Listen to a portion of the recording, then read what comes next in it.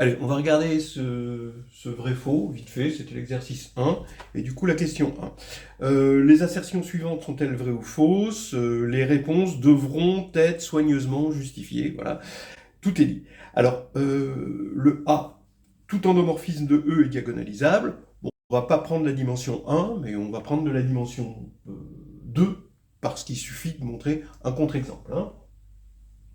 Et vraiment, cette matrice est ton amie.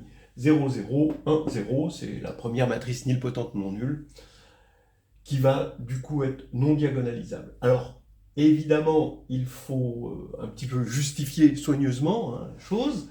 Pourquoi alors, on ne dégaine pas directement la matrice, et on va dire l'endomorphisme qui a pour matrice ceci dans la base canonique de R2, par exemple, ou votre corps préféré, eh bien cet endomorphisme est non diagonalisable, parce que s'il était diagonalisable, comme son polynôme caractéristique c'est x2, ses valeurs propres ce serait 0, donc il serait semblable à la matrice nulle, donc il serait égal à P0, P-1, mais P0, P-1 c'est la matrice nulle, or la matrice est non nulle. Voilà, bon, c'est tout. Ça demande quand même un certain niveau d'argumentation, hein. B. Soit F un endomorphisme de E, F un sous-espace vectoriel de E, stab par F. Il existe un sous-espace vectoriel F' de E stab par F tel que, qui soit supplémentaire de F. Donc l'existence d'un supplémentaire stable a un sous-espace stable par un endomorphisme. Bon, j'en ai parlé tout à l'heure. Eh bien, en fait, on se rend compte que les contre-exemples, on peut tout faire avec la même matrice, hein, c'est ça qui était sympa.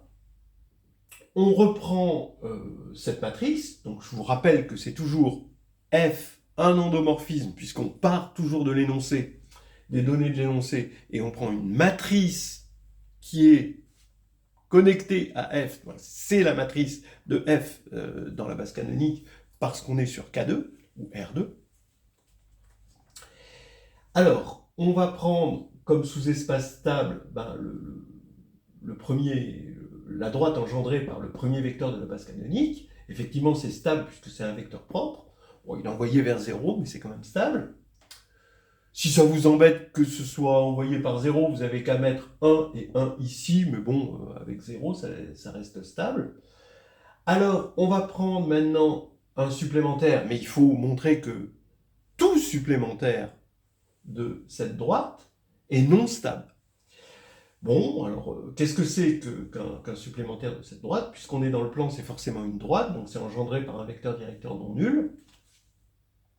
Comme c'est supplémentaire, forcément, B est différent de 0, parce que si B était égal à 0, ce ne serait pas un supplémentaire. Donc, et réciproquement, B différent de 0 assure que ce soit un supplémentaire, puisqu'on va avoir des parties libres. Bien. Et j'affirme que ce sous-espace ne peut pas être stable par petit f. Parce que si on regarde f de A1 plus BE2, f de E1, ça fait 0, f de E2, ça fait E1, donc on aurait BE1. Or, BE1 n'est pas dans la droite, sur la droite, engendrée par AE1 plus BE2. Pourquoi? Parce qu'ils forment une partie libre. Pourquoi? Parce que quand on va faire le déterminant, AB, B0, ici, ça fait moins B2, qui est différent de 0, d'après ce qui est écrit là. Voilà, celui-ci était un petit peu ardu. Petit c, soit F un endomorphisme de E diagonalisable, alors F2 est diagonalisable. Bon, là c'est vrai. Oui, j'ai peut-être pas dit vrai, faux, donc là c'est faux, là c'est faux, et là c'est vrai. Ben oui, si F est diagonalisable, ça veut dire qu'il existe une base E telle que la matrice de F dans E est diagonale. Maintenant, quand on va dans la même base E, regarder F2, on sait par propriété de morphisme de l'application qui a un endomorphisme associe sa matrice dans une base qui est fixée. Ça, c'est un morphisme d'algèbre entre en de E et Mn de K. Hein. eh bien, ça va nous faire D au carré. Donc, on peut passer, en gros, le 2 de l'autre côté par propriété de morphisme. Et donc, D2, bah, forcément, c'est diagonal.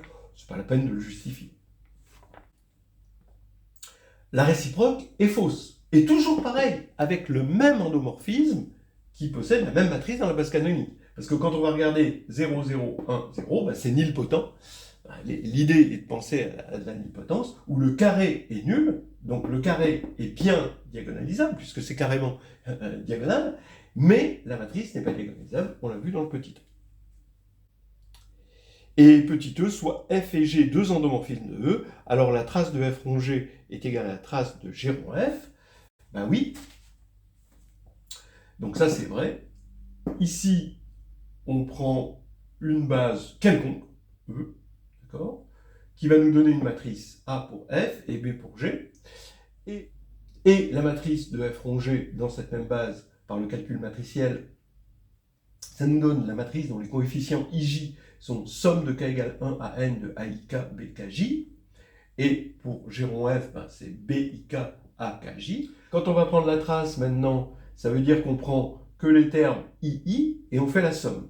Donc ça va faire une somme, mais cette fois-ci pour i et k allant de 1 à n, donc c'est une somme double hein, ici, de aik bki, et pour g rond f, c'est bik aki. On voit que quand on commute, comme on est sur un corps commutatif évidemment, on a égalité. Donc en gros, qu'est-ce qu'on a dit? Faux, faux, vrai, faux, vrai. Voilà, on a fini l'exercice 1.